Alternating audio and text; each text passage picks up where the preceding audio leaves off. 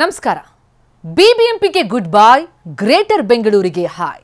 ಇನ್ನು ಬಿಬಿಎಂಪಿ ಕೇವಲ ನೆನಪು ಮಾತ್ರ. ಯಾಕಂದ್ರೆ ಇವತ್ತಿನಿಂದ ಗ್ರೇಟರ್ ಬೆಂಗಳೂರು ಆಡಳಿತ ಕಾಯ್ದೆ ಅಂದ್ರೆ ಜಿಬಿಎ ಹವಾ ಶುರುವಾಗ್ತಾ ಇದೆ. ಹಾಗಾದ್ರೆ ಈ ಗ್ರೇಟರ್ ಬೆಂಗಳೂರು ಹೇಗಿರುತ್ತೆ, ಅನುಕೂಲ ಏನು, ಅನಾನುಕೂಲತೆಗಳೇನು ನೋಡ್ತಾ ಹೋಗೋಣ ಈ ವಿಡಿಯೋದಲ್ಲಿ.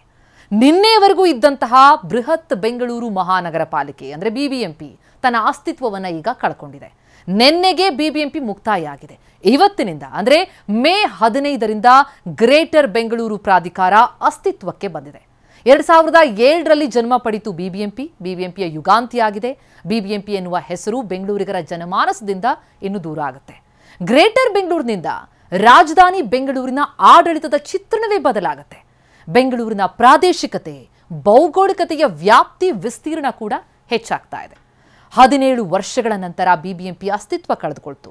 ಆನೇಕಲ್, ರಾಮನಗರ, ಬೆಂಗಳೂರು ನಗರ ಜಿಲ್ಲಾ ಪಂಚಾಯಿತಿಯ ಹಲವು ಗ್ರಾಮ ಪಂಚಾಯಿತಿಗಳನ್ನು ತನ್ನ ವ್ಯಾಪ್ತಿಗೆ ಸೇರಿಸಿಕೊಂಡು ತನ್ನ ಗಾತ್ರವನ್ನು ವಿಸ್ತರಿಸಿಕೊಂಡು ಈಗ ಗ್ರೇಟರ್ ಬೆಂಗಳೂರು ಆಗಿದೆ.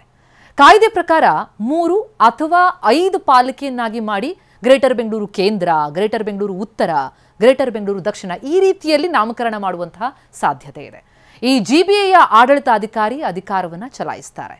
ಈ ಗ್ರೇಟರ್ ಬೆಂಗಳೂರಿನಿಂದ ಸಿಲಿಕಾನ್ ಸಿಟಿಯ ವ್ಯಾಪ್ತಿ ಎಷ್ಟು ಹಿರಿದಾಗುತ್ತೆ ಹಾಗಿದ್ರೆ 709 ಚದರ ಕಿಲೋಮೀಟರ್ನಿಂದ ಸುಮಾರು 1000ಕ್ಕೂ ಹೆಚ್ಚು ಚದರ ಕಿಲೋಮೀಟರ್ ವ್ಯಾಪ್ತಿಗೆ ಬರಲಿದೆ ಈ ಗ್ರೇಟರ್ ಬೆಂಗಳೂರು. ಯಾವುದೆಲ್ಲ ಸೇರ್ಪಡೆ ಆಗುತ್ತೆ ಹಾಗಿದ್ರೆ, ಎಲೆಕ್ಟ್ರಾನಿಕ್ ಸಿಟಿಗಿರಲಿ, ಜಿಗಣಿ, ಅತ್ತಿಬೆಲೆ, ಬಾಗ್ಲೂರು, ಬೊಮ್ಮಸಂದ್ರ, ಹೆಸರುಘಟ್ಟ, ಹಾರೋಹಳ್ಳಿ, ದಾಸನಪುರ, ಕುಂಬಳಗೋಡು ಈ ರೀತಿ ಹಲವು ಪ್ರದೇಶಗಳನ್ನು ಗ್ರೇಟರ್ ಬೆಂಗಳೂರು ತನ್ನ ಪ್ರದೇಶದ ವ್ಯಾಪ್ತಿಗೆ ಸೇರಿಸ್ಕೊಳ್ತಾ ಇದೆ. ಜೊತೆಗೆ ಗ್ರೇಟರ್ ಬೆಂಗಳೂರಿನಲ್ಲಿ ಹಲವು ಬದಲಾವಣೆ ಸಾಧ್ಯತೆ ಇದೆ. ಕಟ್ಟಡಗಳ ಗಾತ್ರ, ಎತ್ತರ ಇದರ ನಿಯಮ ಇದೆಯಲ್ಲ ಅದೂ ಕೂಡ ಬದಲಾಗುವಂತಹ ಸಾಧ್ಯತೆ ಇರುವಂಥದ್ದು. ಗ್ರೇಟರ್ ಬೆಂಗಳೂರು ಆಡಳಿತ ಕಾಯ್ದೆ 2024ರ ಕಲಂ 1, 2ರ ಕಲಂ 3ರಂತೆ ಬಿಬಿಎಂಪಿ ಪ್ರದೇಶವನ್ನು ಈ ಗ್ರೇಟರ್ ಬೆಂಗಳೂರು ಪ್ರದೇಶ ಅಂತ ರಾಜ್ಯ ಸರ್ಕಾರ ಅಧಿಸೂಚನೆಯನ್ನು ಹೊರಡಿಸಿರೋದು. ಈ ಗ್ರೇಟರ್ ಬೆಂಗಳೂರು ಬಡ ಜನರಿಗೆ ಮತ್ತಷ್ಟು ಹೊರೆಯಾಗುತ್ತಾ ಅಂತಹದೊಂದು ಸಾಧ್ಯತೆ ಕೂಡ ಹೆಚ್ಚಾಗಿದೆ. ಹಾಗಿದ್ರೆ ಹೇಗಿರುತ್ತೆ ಈ ಗ್ರೇಟರ್ ಬೆಂಗಳೂರು ಪ್ರಾಧಿಕಾರ? 2024ರ ಅನುಸಾರದಲ್ಲಿ ಅಂದರೆ ಗ್ರೇಟರ್ ಬೆಂಗಳೂರು ಆಡಳಿತ ಕಾಯ್ದೆ 2024ರ ಅನುಸಾರದಲ್ಲಿ ಇದು ಆಡಳಿತಕ್ಕೆ ಬಂದಿರೋದು. ಮುಖ್ಯಮಂತ್ರಿ ನೇತೃತ್ವದ ಈ ಗ್ರೇಟರ್ ಬೆಂಗಳೂರು ಪ್ರಾಧಿಕಾರ 120 ದಿನಗಳಲ್ಲಿ ರಚನೆಯಾಗಬೇಕು. ಗ್ರೇಟರ್ ಬೆಂಗಳೂರು ಪ್ರಾಧಿಕಾರ ಅಂದರೆ ಜಿಬಿಎ, ಬಿಬಿಎಂಪಿ ಅಂತ ಏನಿತ್ತಲ್ಲ ಅದು ಇನ್ನು ಜಿಬಿಎ ಆಗುತ್ತೆ. ಗ್ರೇಟರ್ ಬೆಂಗಳೂರು ಪ್ರಾಧಿಕಾರ ಇದಕ್ಕೆ ಮುಖ್ಯಮಂತ್ರಿಗಳು ಅಧ್ಯಕ್ಷರಾಗಿರ್ತಾರೆ. ಜೊತೆಗೆ ಪ್ರತಿ ನಗರ ಪಾಲಿಕೆಗಳು ತಲಾ 150 ವಾರ್ಡ್ಗಳನ್ನು ಮೀರದಂತೆ ರಚಿಸೋದಕ್ಕೆ ಅವಕಾಶ ಇದೆ. ಪ್ರತಿ ಪಾಲಿಕೆಗೂ ಗ್ರೇಟರ್ ಬೆಂಗಳೂರು ಪ್ರದೇಶದ ಗಡಿಯನ್ನು ನಿಗದಿಪಡಿಸಲಾಗುತ್ತೆ. ಬಿಬಿಎಂಪಿಯಲ್ಲಿ ಈಗಿತ್ತಲ್ಲ ಏಕೀಕೃತ ಆಡಳಿತ ಮಾದರಿ, ಅದು ಅಷ್ಟೊಂದು ಪರಿಣಾಮಕಾರಿಯಾಗಿರಲಿಲ್ಲ. ಜೊತೆಗೆ 2040ರ ಹೊತ್ತಿಗೆ ಬೆಂಗಳೂರು ನಗರ ವ್ಯಾಪ್ತಿಯಲ್ಲೇ ಸುಮಾರು 2 ಕೋಟಿ ಜನಸಂಖ್ಯೆ ನೆಲೆಸುವಂತಹ ನಿರೀಕ್ಷೆ ಇದೆ. ಹಾಗಾಗಿನೇ ಒಬ್ಬ ಪಾಲಿಕೆ ಆಯುಕ್ತರಿಂದ ಪರಿಣಾಮಕಾರಿಯಾಗಿ ಆಡಳಿತ ನಡೆಸೋದು ಬಹಳ ಕಷ್ಟ.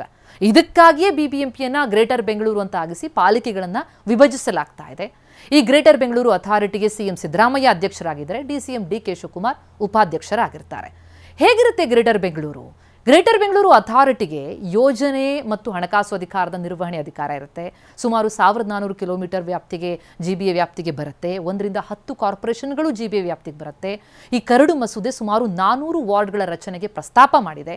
5ರಿಂದ 10 ಕಾರ್ಪೊರೇಷನ್ ಇದ್ದರೆ ಒಂದೊಂದು ಕಾರ್ಪೊರೇಷನ್ಗೆ ಒಬ್ಬ ಆಯುಕ್ತ ಇರ್ತಾರೆ. ಅಂದರೆ ಜಲಮಂಡಳಿ, ಬಿಡಿಎ, ಬೆಸ್ಕಾಂ ಗ್ರೇಟರ್ ಬೆಂಗಳೂರು ವ್ಯಾಪ್ತಿಗೆ ಬರುತ್ತೆ.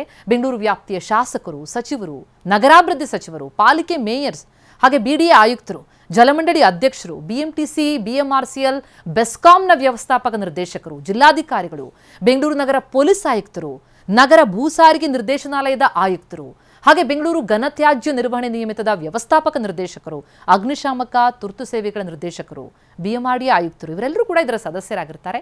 ಮುಖ್ಯ ಆಯುಕ್ತರು ಸದಸ್ಯ ಕಾರ್ಯದರ್ಶಿ ಆಗ್ತಾರೆ. ಗ್ರೇಟರ್ ಬೆಂಗಳೂರು ಪ್ರದೇಶಕ್ಕೆ ಆಡಳಿತಾಧಿಕಾರಿಯನ್ನು ನೇಮಿಸಲಾಗುತ್ತೆ. ಆಡಳಿತಾಧಿಕಾರಿ ನೇಮಕ ಆದ ಮೇಲೆ ಕಾಯ್ದೆಗೆ ಅನುಗುಣವಾಗಿ ನಗರ ಪಾಲಿಕೆ ನಿಯಮ ಇರಲಿ ಅಥವಾ ಕಾನೂನಿನ ಉಪಬಂಧಗಳಿರಲಿ ಅದೆಲ್ಲವನ್ನ ಕೂಡ ರೂಪಿಸಲಾಗುತ್ತೆ. ಹಾಗಂತ ಆಡಳಿತ ವ್ಯವಸ್ಥೆಯಲ್ಲಿ ಅಷ್ಟೇನು ಬದಲಾವಣೆ ಇರಲ್ಲ. ಗ್ರೇಟರ್ ಬೆಂಗಳೂರು ಜಾರಿಯಾಗ್ತಾ ಇದ್ದಂತೆ ಬಿಬಿಎಂಪಿ ಆಡಳಿತ ವ್ಯವಸ್ಥೆಯಲ್ಲಿ ಸದ್ಯಕ್ಕೇನು ಬದಲಾವಣೆ ಇರೋದಿಲ್ಲ.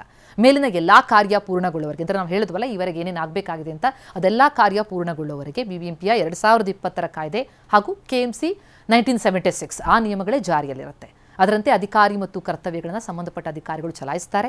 ನಗರಾಭಿವೃದ್ಧಿ ಇಲಾಖೆಯ ಸರ್ಕಾರದ ಅಧೀನ ಕಾರ್ಯದರ್ಶಿ ಈ ಬಗ್ಗೆ ಸ್ಪಷ್ಟವಾದಂಥ ಮಾಹಿತಿಯನ್ನು ಕೂಡ ಕೊಟ್ಟಿದ್ದಾರೆ. 2007 ಬಿಬಿಎಂಪಿ ರಚನೆಯಾಗಿದ್ದು 2010 ಸ್ಥಳೀಯ ಚುನಾವಣೆಗಳು ನಡೆದದ್ದು. ಇಂತಹ BBMP ಈಗ ಅಸ್ತಿತ್ವ ಕಳೆದುಕೊಂಡು ಗ್ರೇಟರ್ ಬೆಂಗಳೂರು ಜಾರಿಯಾಗಿದೆ. ಆದರೆ ಒಂದು ನೆನಪಿರಲಿ, ಕಳೆದ 4 ವರ್ಷಗಳಿಂದ BBMP ಚುನಾವಣೆನೇ ಆಗಿಲ್ಲ. ಇಂತಹ ಟೈಮ್ನಲ್ಲಿ ಈ ಗ್ರೇಟರ್ ಬೆಂಗಳೂರಿನ ಆಡಳಿತ ಹೇಗಿರುತ್ತೆ ಆ ಬಗ್ಗೆ ಕುತೂಹಲ ಮತ್ತು ಪ್ರಶ್ನೆಗಳಂತೂ ಇದೆ. ಗ್ರೇಟರ್ ಬೆಂಗಳೂರಿನ ಬ್ರ್ಯಾಂಡನ್ನು ಬದಲಾಯಿಸಲ್ಲ, ಆದರೆ ಬೆಂಗಳೂರನ್ನ ಇನ್ನಷ್ಟು ಗ್ರೇಟ್ ಆಗಿಸುತ್ತಾ, ಆಡಳಿತದಲ್ಲಿ ಸುಧಾರಣೆಗಳು ಬರುತ್ತಾ ಅಂತಹದೊಂದು ನಿರೀಕ್ಷೆಯಂತೂ ಖಂಡಿತ ಇದೆ. ನಮಸ್ಕಾರ.